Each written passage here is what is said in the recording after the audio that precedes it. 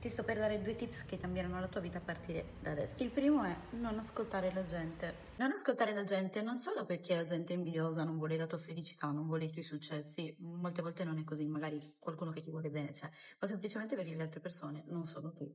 E tu devi ascoltare soltanto il tuo sesto senso, il tuo intuito. Tu sai cosa è giusto per te. Il secondo, che si ricollega al primo, non ti sottovalutare. È un'eccezione, tu sei speciale. Nella vita abbiamo sempre pensato di essere speciali, bravi nel fare qualcosa. Essere un'eccezione, però gli altri ci hanno sempre detto no, non fare quello perché secondo me non ti andrà bene, no, non fare quell'altro perché forse non sei in grado. Oppure non scegliere quel ragazzo perché secondo me non è alla tua altezza. Questo perché gli altri proiettano le loro insicurezze su di te. Parlano di quello che sono loro, in realtà non ti stanno parlando di te. Tutto quello che ti dicono le persone su di te, le persone che ti sottostimano, sottovalutano, sono soltanto il riflesso di quello che loro pensano di se stesse. Quindi smettetela di farvi sottovalutare delle persone, iniziate a credere un po' di più in voi, in quella vocina che vi dice che siete speciali. Perché fidatevi di una sorella, voi lo siete.